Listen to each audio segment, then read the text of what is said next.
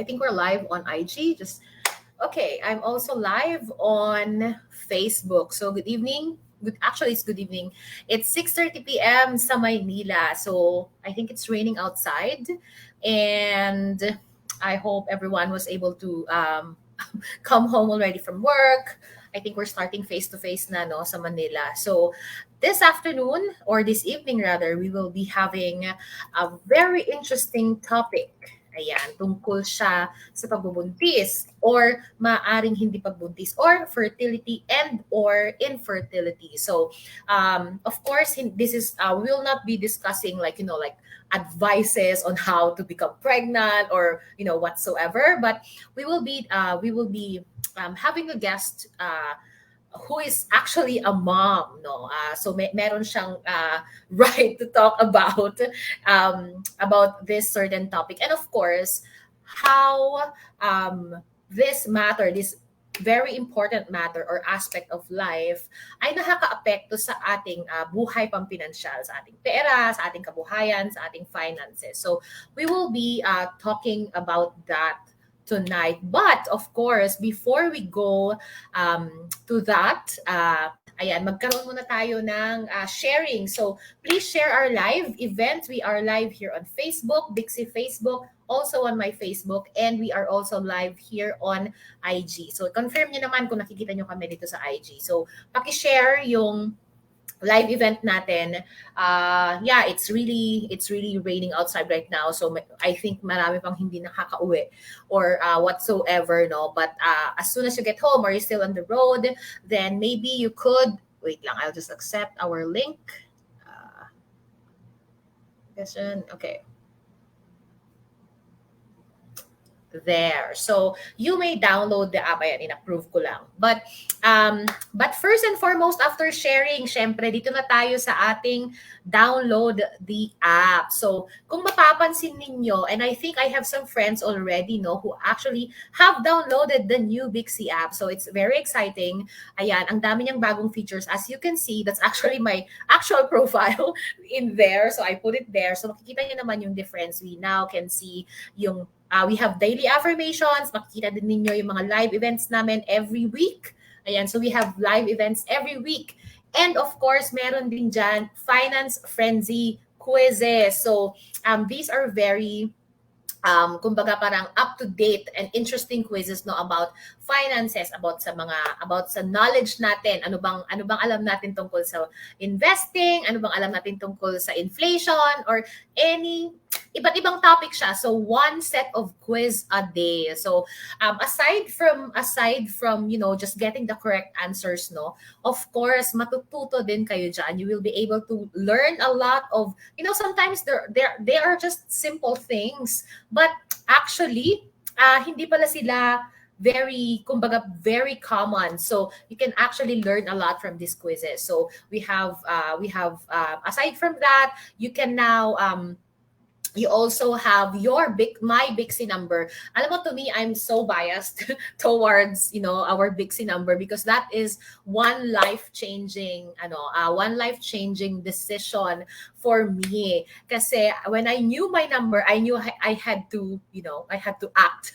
I had to act according to my Bixi number. So what are you waiting for? So if you can see in the comment section right now in Facebook and even on IG, tignan nyo sa baba, you can actually see a link na binigay or nakasulat, download our app through our website. So please click on the link that you're seeing in the comment section on IG and also on Facebook. And kung mapipili kayo, this is random ha, you will get a free copy of Christine Amor Levar's Wild Wisdom book. So this is a new book. I think she just published it earlier this year, or late last year, and it will actually give you wild wisdom on a lot of things, not just on finances but life in general. So download the app and you will get a free copy of Wild Wisdom by Christine Amorlevar. I think during our last event, I think that was in March, we actually gave out copies of Wild Wisdom by Miss Christine Amorlevar. So thank you, Miss Christine, if you're watching. Hello, and maraming salamat for giving Bixi copies of your book for our audience, para sa mga kababaihan na lagi nanonood sa amin. And ayan, ang dami ko nang sinabi, but I have another one for you tonight. So, if you noticed, we posted this week, no? Because nga, ang topic natin ay infertility and fertility because, June is actual infertility month, awareness month. So, ang tanong this week ay, what are the financial factors that you considered in preparing for parenthood? So, this is addressed syempre sa ating mga may experience ng maging mommy, maging nanay, mga kababaihan na ng Big C na may experience dito. So ano yung mga financial factors na kinonsider nyo before kayo naging parent? So answer nyo lang. I think you can still see paano mag-answer, no? Download nyo yung aming app, which is in the comment section right now via the link in our comment section. And then, of course, download and then register. Punta kayo sa community, punta kayo sa Big C events, and nakapost actually itong picture na to. So, kung meron na kayong sagot, i-type nyo lang doon na, I actually saved 5,000 per month 1 year before I tried to become a mom. Yung mga ganun. Well, nothing very technical or very grand. Anything that you actually did or, you factored in when you prepared for, first-time moms or nung nag-decide kayo to have another child, mga ganon. So, just answer inside the Big C app, of course. So, download, register, and go to community. So again, as we're having our weekly live events ito sa Big C, every Thursday yan sa Facebook, sa LinkedIn, and even here on Instagram. We please note that we are not actually giving financial advice or financial, kumbaga parang we don't give financial advice, and we don't also collect any amount or money for any investment. So that's why we invite technical and other experts to actually give you yung mga nararapat na marinig ninyo. But here at Bix, and again, we don't collect anything inside the app or any other medium. So maybe if you know somebody who is collecting anything like a sort of investment, because actually, why am I saying this? Because I think one of my friends several days ago asked me if we are actually getting investments, but we don't ask people to invest inside the Big C app or get money from it. So if you know somebody who's doing that, please report it to us, because that's not actually hindi yun legal, hindi namin yun ginagawa. So yan, so ipapark ko muna tong question natin because we actually have a guest waiting right now. Actually, nasa backstage na siya. So I don't think I have to introduce her like super long, no, because you actually see her every single time. And she is actually very, kumbaga, napaka appropriate niya bilang guest this evening. So to talk about, fertility and finance. Okay, I'll just accept her on IG. Accepted you on IG? There. What's up, IP world? There. So we have Bix's, none other than Bix's CEO, Rosalia Gitao. Hello everyone. Thank you for having me. And I am so excited, but also kind of scared to talk about this. As Bill mentioned, it is International Infertility Awareness Month, the month of June. Infertility and its range of issues affect millions and millions of women around the world. In fact, the number has just grown from 1 in 6 couples to 1 in 5 couples. So if you know 5 couples, one of them is having this challenge. And there's a lot of reasons for that we're going to be getting into. But part of why I felt really passionately about being the person speaking today was because I feel really passionately about ending the stigma around it. And so I have to be willing to share my own story. I have to be willing to share the story of, of my community, so that others can start planning their life accordingly, because infertility is not a rom-com. You have to have serious financial planning if you want to overcome it. And that was something that I had to learn. And it's something I really want to share with everyone else. So thank you so much for having me. And I feel in very safe hands with Vil. Yeah. So, personally, actually, well, I am biased, but you are actually a very, like I said, the appropriate person to talk about this topic. And it's like you said, it's not something to be embarrassed. It's quite sensitive, but it's not actually something to be embarrassed about, because Yeah. it's a reality. So before we Yeah. dive into the actual stuff that you that you encountered in your journey towards becoming a parent. So maybe you could tell us something about yourself, your family, kids, anything. Okay. So, okay, get ready for the overshare. I am a classic millennial woman. Okay. So, millennial women right now are between the ages of 26 and 42 years old. Okay. Millennials are not preteens anymore, guys. We're getting on in age. So, and a couple of things are happening to our generation. Just like the rest of my female millennials, I got married late. Okay. What does late look like? I wasn't a teen bride. I didn't get married in my 20s. I got married at 35 years old. Okay. This is now becoming very normal. Most people are not getting married before their mid 30s. I mean, and if they are, everyone kind of looks like, well, that's weird. That's not, Yeah. so it is normalized. Average women are getting married older. So obviously, when you start thinking about getting married at 35, you want to get to know each other, have some fun the first couple of years, which is exactly what we did, travel, all that. And then the inevitable, like, well, let's start a family. And like every other millennial woman, I was sold on the notion that if I just put in my effort, worked hard enough, I could make anything a reality, including having a child. Like that, actually, funnily enough, let me reverse that. Millennial women, we were taught. What was the one thing we were taught, Bill? Don't get pregnant. Like the entire education system from high school, Mhm. 20s, college, don't get pregnant, don't get pregnant, don't get pregnant, right? So like we were a generation bombarded with this notion that if you hold someone's hand, you're going to get pregnant, right? Like it basically. And I think a lot of people, I'm seeing some chats in the comment, yeah, yeah, that's what we were taught. It turns out that's not what biology and the data support. Biology and the data actually support that you are your most fecund, you are your most fertile at 20, between 24 and 26 years old. So when you're sorry, not 20, between 24 and 26, the younger you are. So at that kind of 26 and below range, okay? Now here's where the math doesn't add up. How many people, I wish we were like in an audience. How many people at 24 felt I've got my life together. I'm in a committed relationship. I'm ready to have a kid. Like none of us. The reality of the economic reality of our generation is like by 24, we were just graduating college. We had either an unpaid internship or some, unpaid other job. We were definitely not in the financial position, regardless of the fancy degrees we had. We were not in a position to be like, I think this is the year I'm going to have kids.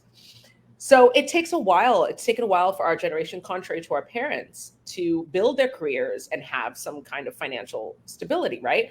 All of our parents, all the boomers, they bought a house for $10, when they were 23 years old, right? Like these are not options for us. So the problem with this timeline is when our body is most ready to have a Mhm. baby, right? When you should be careful about getting pregnant, is about 10 years before our economic situations and our social situations, i.e., partnership and having financial stability, it's about 10 years before that's a reality. And in those 10 years, your fertility is just dropping and not just dropping a little bit, it's plummeting.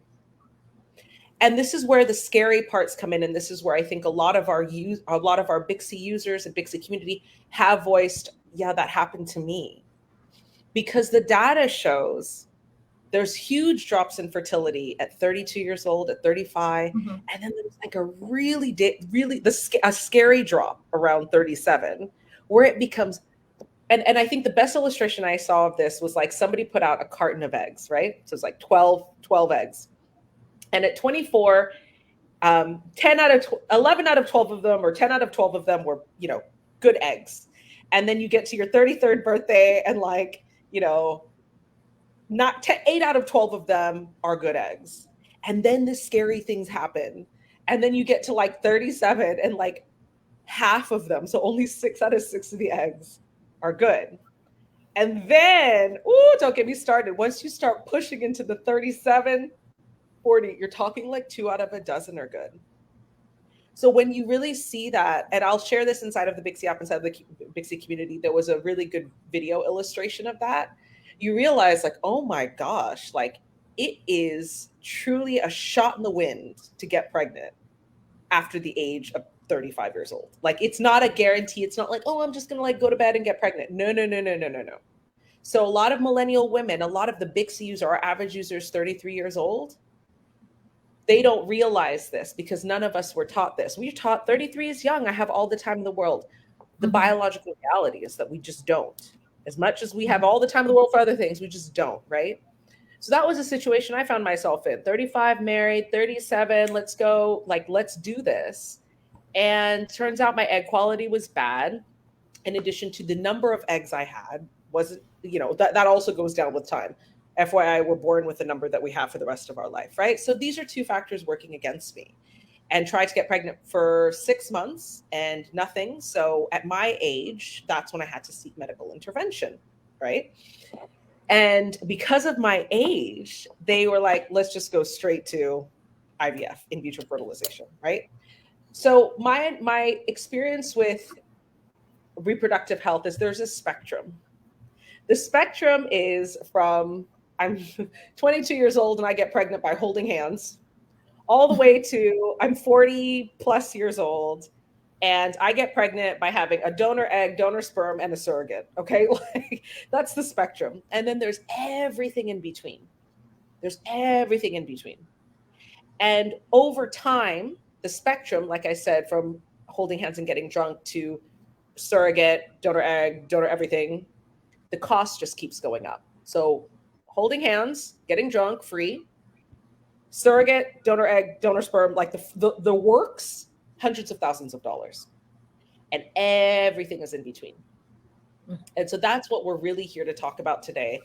It's what is this spectrum of fertility options? Where do you fall based on your age and your circumstance? And how much is it going to cost you? So that you can make an informed decision, because that's all we care about at Bixie. You making informed decisions that empower your life. And this being one of the most important decisions. I don't want what happened to me to happen to any other, knowledgeable woman in the world, because it needn't be that case. Yeah. So before you jump into your personal challenges, personal journey, before you share them, I know it's personal, but I'm gonna ask it anyway. Like we mentioned earlier, June is World Infertility Awareness Month. So like you mentioned, there are infertility issues that actually we just like shove them, or we just don't talk about them, or until somebody is forced to confront them. So when you first heard, or even now when you hear about fertility or infertility, what is the first thing that like jumps into your head? For me, and everyone's going to have a different experience, but when the word infertility and me kind of were put in the same room, honestly, I didn't even really, like, I was in the room. And this is the funny thing. For months, I was actually put in this room with other people seeking reproductive assistance at my hospital. And I didn't even think that was the room. I thought this was like a normal OBGYN room. So I think the first instance is just like sheer denial. You're like, well, this isn't happening to me. I'm just a normal person. Yeah. And you're a healthy person. And I am super healthy. So that's another thing, guys. Like, this has nothing to do with your health, your wealth, all of that. Yes. I am super healthy. I work out all the time. I eat everything healthy, blah, blah, blah. There's just some biological realities, right? Yeah. So I think the first step was like, kind of like, am I really in this room? And then I think once the initial shock of like, I'm in the infertility room, it's like, am I going to be here forever? And that's the part that you won't know. That's the part that you will not know. Mm-hmm. You can be in there for a few months. You can be in there for years. And this was what really screwed me up mentally. I'm a person who believes that effort equals reward, right? So if I try really, this is how we are. This is how all Bixie Bays are, right? Like we're going to work hard. We're going to get the result. When it comes to things like infertility, you can do everything under the sun. You can stand upside down and get acupuncture in your face and still nothing can happen. Yeah. And so you will never know how long you're going to be in that room. Mhm. But what I will tell you is the longer in that you're in that room, it's going to cost you more and more money because that room is not free. Sitting in that room isn't free. Seeing the people in the little offices behind the doors are not free. Walking out with all the medication they give you is not free. And so that's why you don't want to find yourself just like in the room and be like, well, Yeah. I think and then get a bill and you're like, how am I going to pay this And they're bill? shocked. Like in shock. I really don't want that for anybody. And the reality is you don't know how long you're going to be in the room. What I can give you is just some statistics, like the general statistics, which is on average, depending on your age, I think it's the general average is you should expect to do three rounds of IVF will give you a 67% chance of having one live birth. Okay. And 60, so it's not 100%. So 3 rounds of spending on a very, very expensive procedure. So that's 3 sessions in that room. That's not 3 times in the Mhm. room. Each session is like 50 times in the room. So you can be in that room for 150 times and you only have a 2 out of 3 chance that you're going to walk out with a baby. And those sessions are expensive. So that's how I felt. I felt like first I was in denial and then I was terrified about how long I was going to sit in that room. Okay, so you mentioned about, like, you've already mentioned about some factors, which is actually part of our quiz. So you mentioned about, like age. You mentioned about, financial stability or instability for, for some women, because it's kind of hard to balance sometimes. Like doing all these things, and then one day just, okay, sit down. I want to become a parent. So there's about Yeah. age, there's about finances. So in your case, um what were the challenges, like before we go to the joys of parenting? What were the Sorry. challenges that you what were the challenges that you encountered, and like, or your overall journey, and from those things, what do you think are the things that women like me don't know, that they must know, that you think they must know at, at a younger age? Oh God. Oh gosh. So me, I have a couple of friends, many of whom are actually in the Bixie community, and we've experienced infertility, right? And we've like become these crazy women who, anytime we meet a woman who is, unmarried or unattached and anywhere between 28 and 35, like they could just be asking us, like, is this seat taken on the train? And we're like, have you considered freezing your eggs? I am that person now. Like, so that's a teaser to say my advice is going to be, would you consider freezing your eggs? Um, the challenge the challenge is, like I said, for me was the mental challenge of like the uncertainty of how much effort, how much money was I going to spend, and what Mhm. was going to be the outcome. There was no like you I remember reading this. So I went to go see multiple IVF doctors, and I went to go see this one IVF doctor, and I just had another. So I think I'd had 2 rounds and had a miscarriage. And I go in and I'm super upset and I'm like, da, da, da. And, to his credit, he's a great doctor. And he's just like, but you've only done 2 rounds. And I'm like, yeah. And he's like, I've just had a patient who's just did her 11th round. And I'm Wow. like, so, and I think I know he didn't mean to be like dismissive of me. I think he was just like preparing me and being like, girl, if this Yeah. is the room you want to be in, like If this you is your can't be max, trying. then Exactly. If this is your max, if this is your peak, maybe this isn't the room for you. And I think yeah.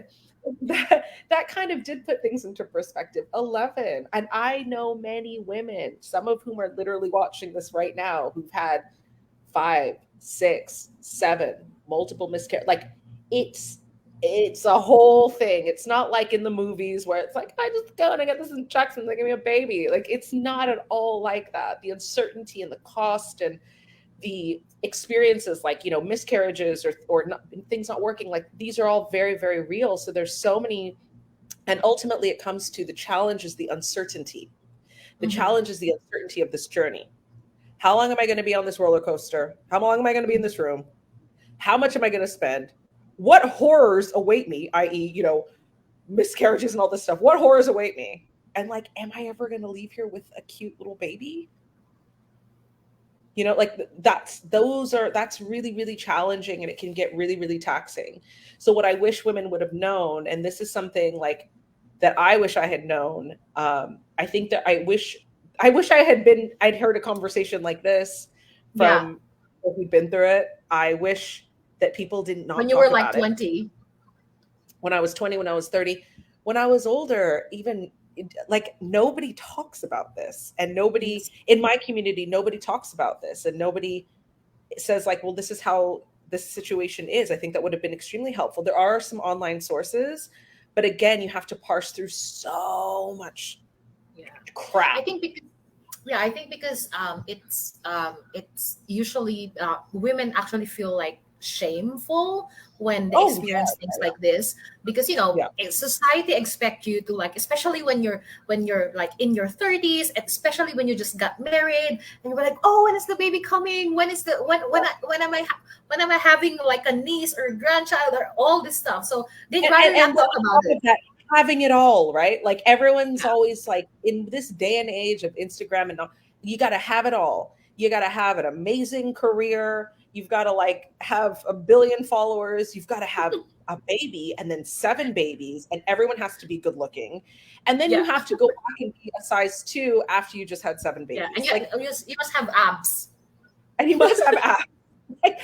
So I think that there's a lot of, and one of the things I'm very grateful, I was not impacted by this, but this was a lot of the people who I've since spoken to, and a lot of the resources available online talk a lot about women feeling a sense of failure when they experience infertility. I'm saying I didn't experience that because I knew that like my effort wasn't, like, I feel failure when I fail at something. Like if I try to do something and I fail because my effort is lacking, like it's not good enough, then I feel like a failure. But I'm like, this is out of my hands. Like I don't control my eggs. But a lot of women feel like their bodies are failing them and that this is a big Yes. failure. And that's not going to help the situation at all. Like there has to be an ability to be like, look, like you don't control your eggs, you don't control your uterus, you don't control any of these things. Yeah. So you can't take it And personally that they're not working correctly or appropriately. Like yeah. those are out of your hands. And like you mentioned earlier, it's not actually reflective of your overall health. Like, you were healthy No, but experienced these things, and it doesn't mean that when you're like super healthy, super fit, super, like, in perfect health, like not sickly, it doesn't mean that you will like navigate pregnancy, like, like you will. It's no it's way. not that. Yeah. And as we were talking about it, usually people just talk about, oh, it's so expensive to get pregnant. You have your checkups, you get your, what else? You get, like, you prepare for your kids, when they come out. But then it's also equally expensive to become actually infertile, because, like you mentioned earlier, there's like, Equally, yeah, it's so more. I've done mm, both. I've done both. It is yeah, way more costly to be infertile than it is to have a child. Because okay. thank God, as you know, and part of my journey, I was able to leave the room. I did end Mm, up having a baby, and she came out and she's healthy and she's perfect. And, on top of that, I now am pregnant again at an insanely old age. And so, again, none of this was guaranteed when I started, right? Like none of this is guaranteed. yeah. Um, yeah. So I know that the cost is way higher for those who are infertile than Hmm. just having a baby. Having a baby is a pretty straightforward thing. Like, no, actually, that's not true. I've had complicated pregnancies too. It can be complicated, but nothing is more expensive than trying to get pregnant. That'll cost you. Yeah. So, based from your experience, no, on like going through IVF, like going to like multiple consultations with different doctors, because there's not just one doctor, right? So, Yeah. what are some of the financial considerations that women must take into account when when they're diagnosed that at a certain age, let's say 35 years old, oh, Yeah. this is going to be difficult for you. You are infertile, or I even heard or even read that Yeah. actually like women in their 30s I think are called like geriatric Yeah, ger- that's geriatric pregnancy over yeah, 35. geriatric pregnancy, and I'm like, aren't geriatrics like 80 years old? But apparently that's what they apparently that's what they call them. So Yeah. what are some of the top financial considerations that women must should take into account when they come at this age and they are diagnosed with infertility? Okay. So there's a couple things. So first I'm going to talk to my infertile girlies, or getting to that infertility range. So you're over 30, you're like 37, like you're hitting the range. And then I'm going to Mm-hmm. talk to my younger girlies to avoid all of this. So the financial considerations, once you're like, okay, I'm 35, 36, 37, I want to have a kid. And the general parameters are, if you're 35, 36, 37, you've been trying to have a baby naturally for 6 months to 1 year. If you're closer to 37, it's going to be 6 months. If you're closer to 35, they'll say, give it a year, right? Because time is not on your side. So that's what the doctors will tell you. So if you've tried naturally for 6 months to a year and nothing has happened, then you're going to have to go and seek some reproductive support. The first step usually is what's called IUI. So it's basically a turkey baster. I know this sounds gross. It's a turkey baster with sperm, and they put it inside of your cervix, and they hope that, like, the egg and the sperm find each other, right? So that's a bit cheaper. It's still a medical intervention, but it's cheaper than IVF. Mm-hmm. IVF is the next stage. So after a few failed attempts at IUI, where they'll like try and stimulate some eggs and they'll like put the stuff in with like a turkey baster, and you're still not getting pregnant, then they're going to recommend, let's take it to the next step. Let's go higher to IVF. I didn't do IUI because I was already such advanced maternal age.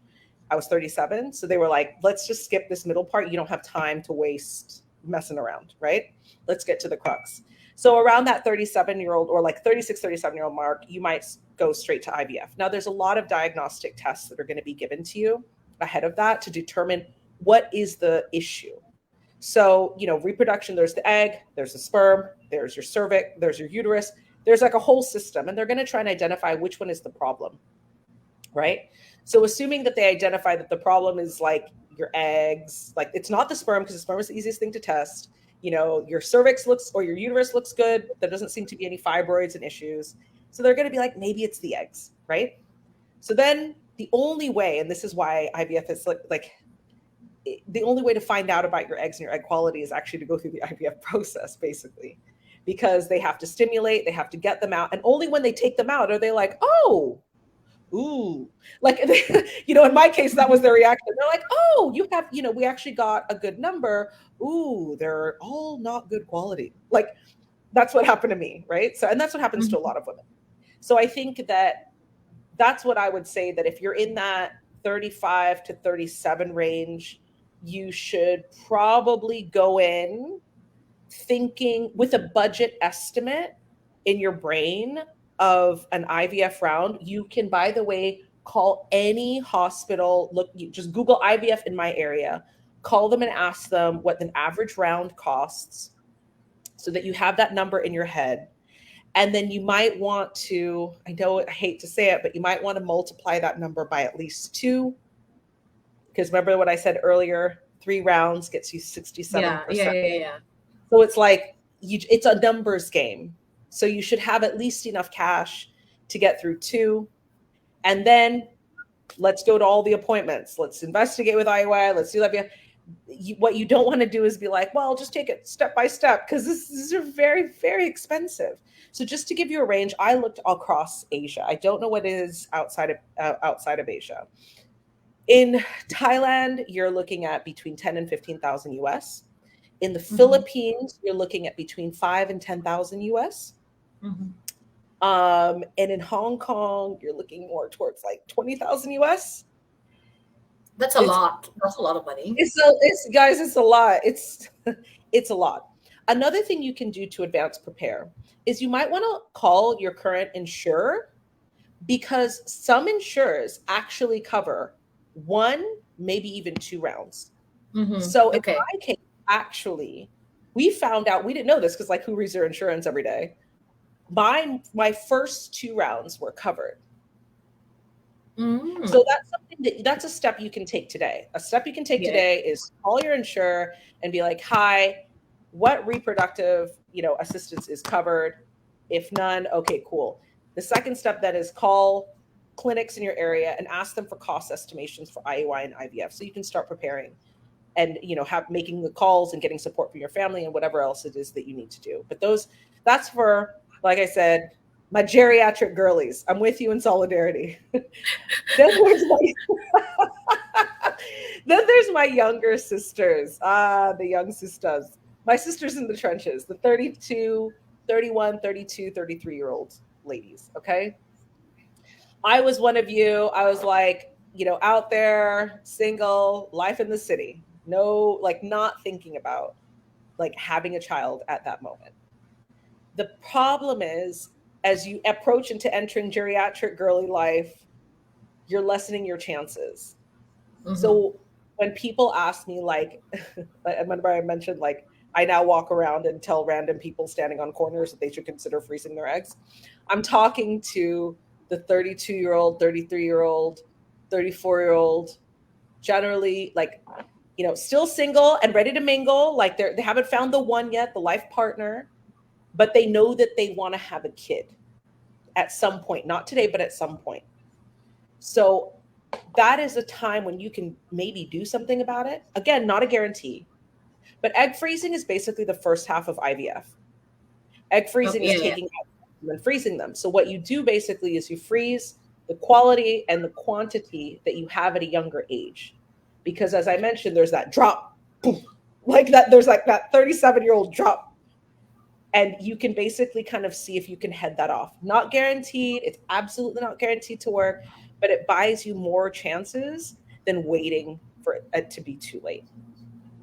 So that's what Mm-hmm. I would say. If you're 32, 30, if you're 31, 32, 33, it might be something to start seriously thinking about. So take that first step. The first step is call your insurer. Find out if it's free. If it is, hey, is egg freezing an option?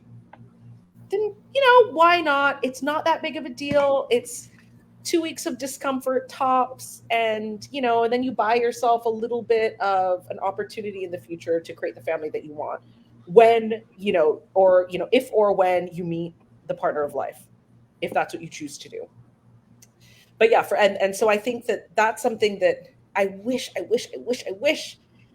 somebody had sat down and told Somebody me. told you. Yeah.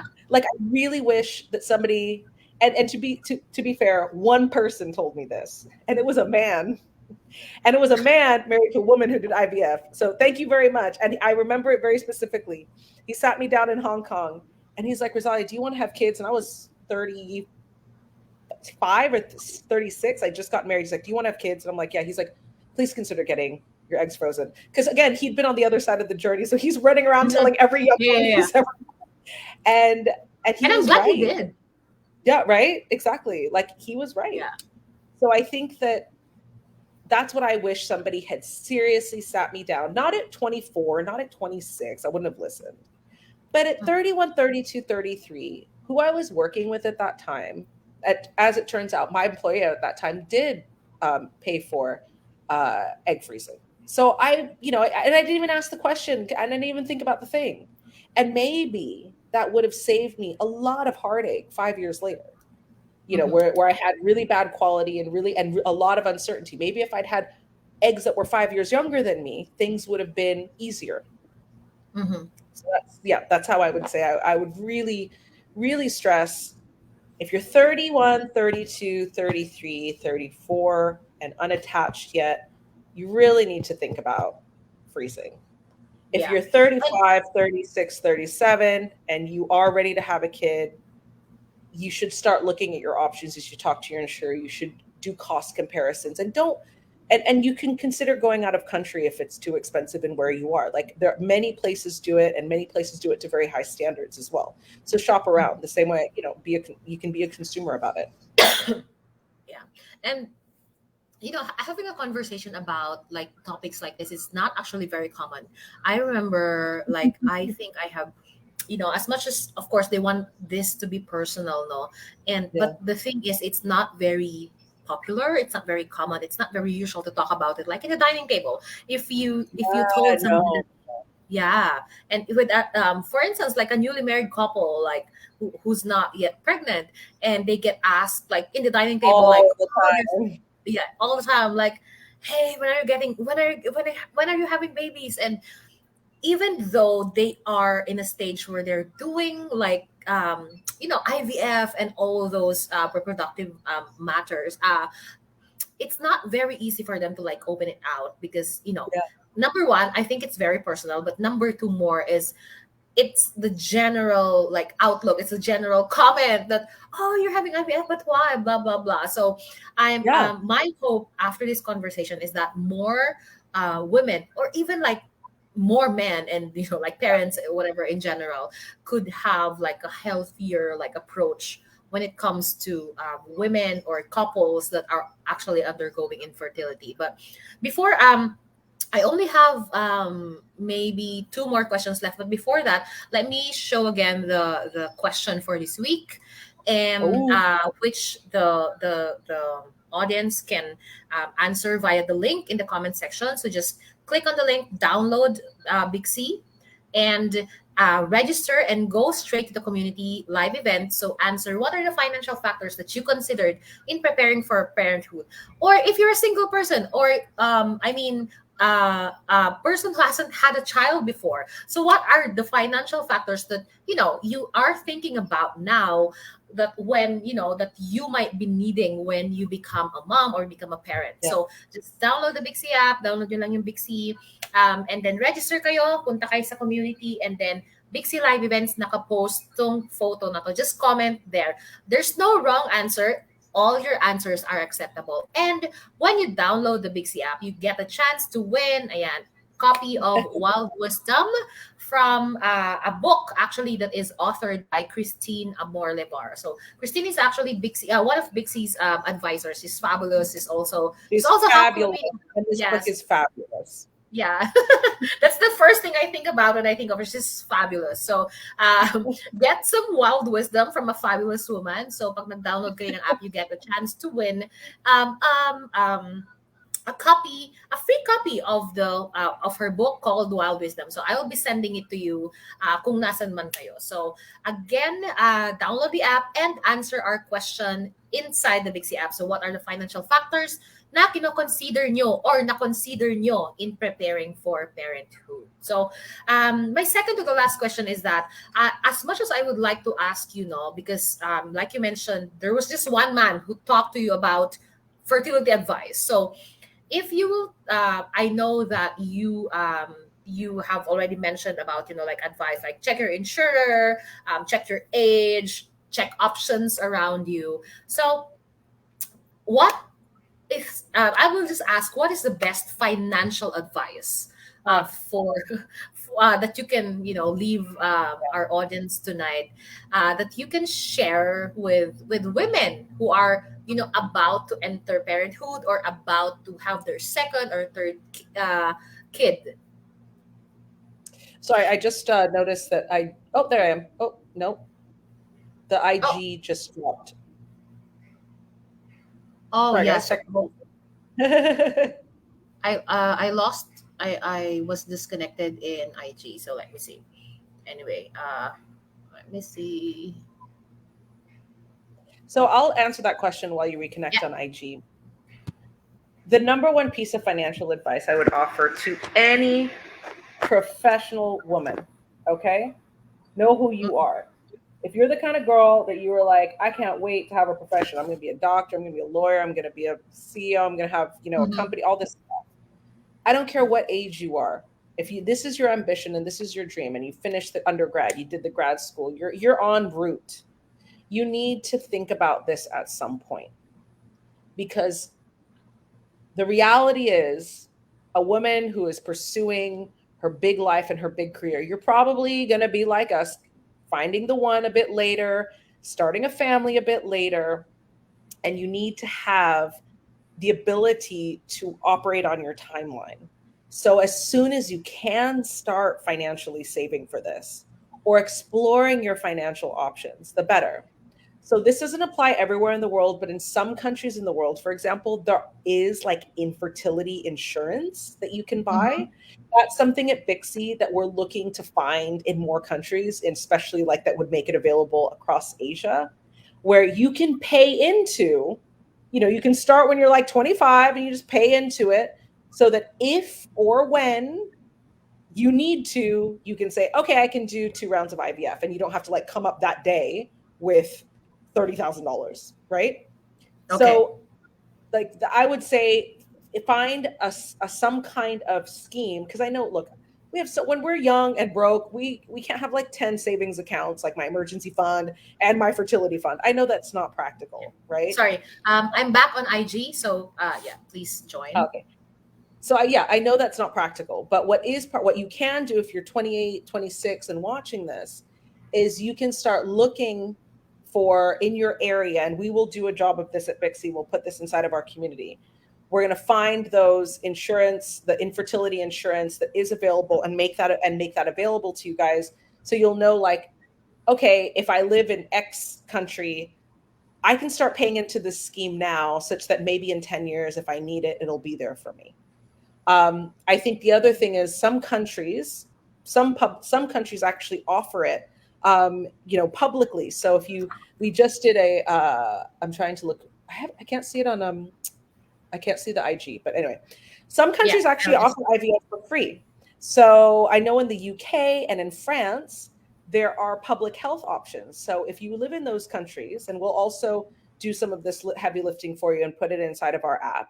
If you live in some countries with public health schemes, you might have access to this for free. So it's worth knowing this in advance. It's all about knowledge being power. It's just like how we talk about investment journey. I see fertility as an investment for your future. And the sooner that you begin, everyone always asks, like, when do I invest? And it's like, now. So similar to everything else, when should you start thinking about your fertility, particularly as an investment, and as a huge expenditure? The answer really is now. So that would be my parting advice. Whatever your age is, whatever your situation is, you're 26 and in grad school, you're 31 and single, you're 37 and married and looking to have a kid, the time to really start doing something about it is now, because every single second that passes is time that your ovaries are basically not having on that your ovaries are and your whole reproductive system is working kind of against you. Time is not your friend when it comes to your reproductive health. I think we just lost Vil. I think her connection dropped. For those of you in Manila, you know that this is a frequent occurrence. So maybe I'll give an opportunity if anybody wants to ask anything in the chat, feel free to. Vil kindly sent some of her latter questions, so I'm happy to go over that unless I see anything in the chat thread that people want to talk about. Hi, everyone. Hi, Pen. I want to say hi to you. Gracia, thank you so much for joining us. I'm really inspired to see so many people who want to be part of this conversation. And please know that you're not alone in your own infertility journey, that many, many, many people have done it as well. Hi, Jessica. Nice to see you. So the sorry, my next question, internet went out. of It's course, been no raining. problem. So I just was answering the end of your question, which is, like everything, knowledge is power. Like all investments in your future, from your family to your finances, which are intricately entwined, it's all about having more information. So one of the things we just published this week was our podcast on finance and fertility. We have a new podcast out called Bixie Mhm. Speaks. It's available on Spotify, Apple, wherever you look for podcasts, and it's also available inside of the Bixie app. Our guest for the Fertility and Finances is a fellow female CEO, and her country actually offered this as a free option. So again, it's all about information. Find out if you can get it for free from your government or your insurer. Find out if there's private insurance schemes that work in the country that you live, so that you can start putting a bit of money towards that. And if you find yourself in the situation of like, I have to pursue this as an option, look for, again, insurance schemes that can pay for it or some that you can buy into, and cost compare across different countries. You're not stuck in one place to do reproductive health. You can go to other places and seek reproductive health options. So I think that would be my advice. Okay. So, as you mentioned, no, we actually have a podcast on this topic. So, for those women who are here right now, and if you have friends, please refer this podcast. I was listening to it yesterday, and it's quite interesting.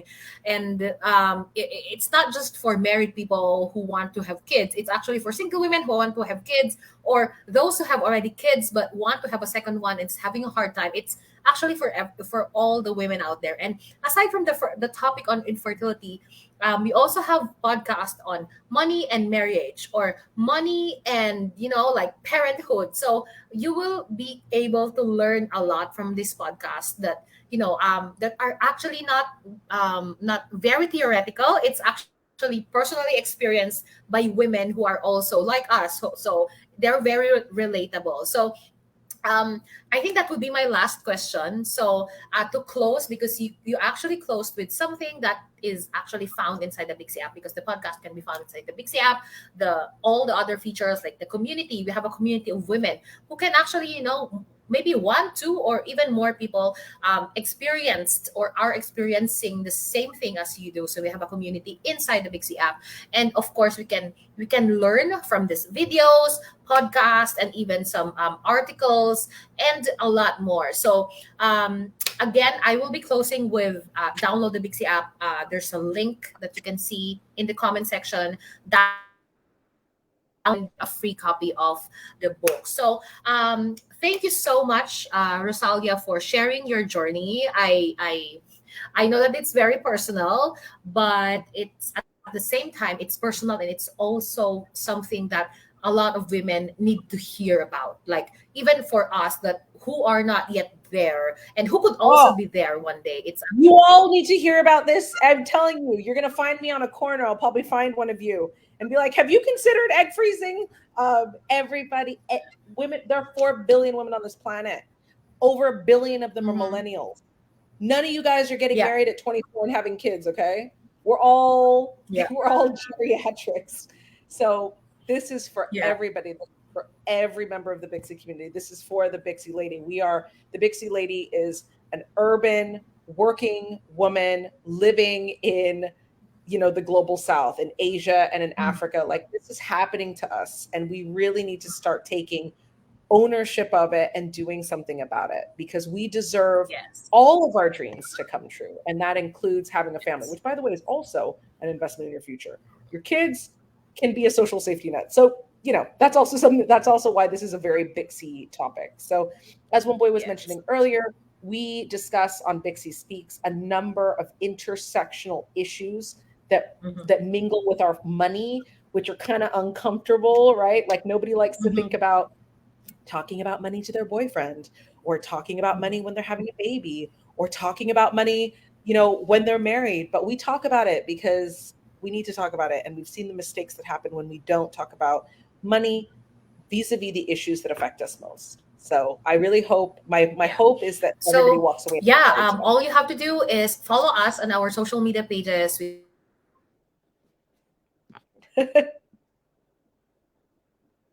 are sorry. Yeah. So I was saying, for these topics that you mentioned, like intersectional topics, we actually post them on Facebook, on IG of Bixie. We also post them on LinkedIn. So all you have to do is follow us and get updated. And also, of course, watch our live events every Thursday. So we discuss like a variety of topics, from infertility to finances to insurance. And next week we will be discussing about Web3. So these topics, Ooh, right? So I women just in gave a teaser. history. Yeah, so women in Web3. So it's still about women, but something that is very timely, that we can talk about as women. So again, thank you, Rosalia, for sharing us your journey, for letting other women know what we must know at this point at this point in time.